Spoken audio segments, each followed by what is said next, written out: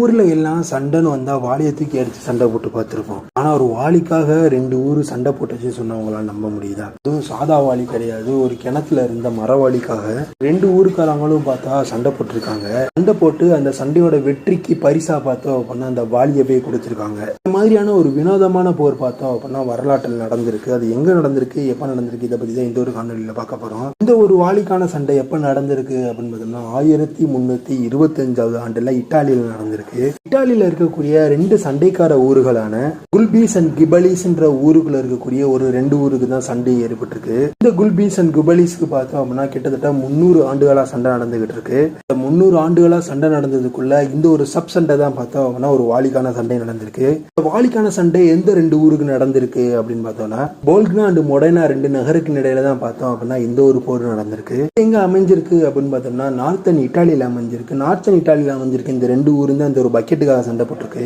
ஒரு சண்டை எப்ப ஆரம்பிச்சிருக்கு, எதனால ஆரம்பிச்சிருக்கு அப்படின்றத சேர்த்து பார்த்தோம் அப்படின்னா பால்கனிஸ் நாட்டுல இருக்கக்கூடிய ஒரு கிணத்துல இருந்த வாலியை பார்த்தோம் அப்படின்னா மொடர்னிஸ் மக்கள் திருடிட்டு போயிட்டாங்க.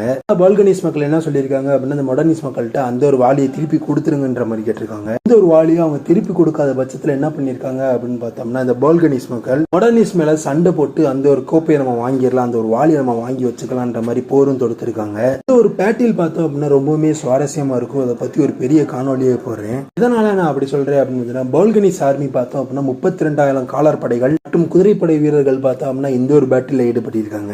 இவங்க எடுத்து சண்டை போட்ட மொடேனால பார்த்தோம் அப்படின்னா வெறும் 7,000 குதிரைப்படை வீரர்களும் காலார்படை வீரர்களும் தான் சண்டை போட்டிருக்காங்க. இந்த போரோட முடிவுல பார்த்தோம் அப்படின்னா வெறும் 7,000 வீரர்கள் கொண்ட மொடர்னிஸோட வீரர்கள் பார்த்தோம் அப்படின்னா 32,000 படை வீரர்கள் கொண்ட பால்கனிஸை தோக்கடிச்சு அந்த ஒரு மரவாளியை பார்த்தோம் அப்படின்னா ஜெயிச்சிருக்காங்க. இந்த ஒரு மரவாளிக்கு அவ்வளவு பெரிய சண்டை நடந்திருக்கு அப்படின்னு பார்த்தோம்னா எதற்காக பால்கனிஸ் மக்கள் அந்த ஒரு மரவாளிக்காக பெரிய போர் நடத்தினாங்க, எதனால அந்த சண்டை இவ்வளவு முக்கியத்துவமாக இருந்திருக்கு. ஒரு ஆர்டினரி கிணத்தோட வாலியானது பார்த்தோம் அப்படின்னா போரோட வின்னிங் டிராபியாவும் இருந்திருக்கு. அது மட்டும் இல்லாம வாலிக்கு பார்த்தோம் அப்படின்னா கிட்டத்தட்ட 2,000 வீரர்கள் வரைக்கும் இறந்து போயிருக்காங்க.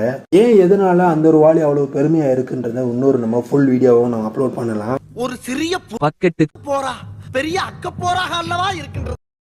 இந்த ஒரு வாலி போருக்கு பேரு வச்சிருக்காங்க. அந்த வாலிப்போட ஒரு பெயர் என்ன அப்படின்னு பாத்தீங்கன்னா பேட்டில் ஆஃப் ஜாப்போலினான்ற மாதிரி சொல்றாங்க. பேட்டில் ஆஃப் ஜாப்போலினாவை பத்தியும் போருக்கான முகாந்திரத்தை பத்தியுமான தகவல்களை அடுத்தடுத்த வீடியோக்கள்ல பார்க்கலாம்.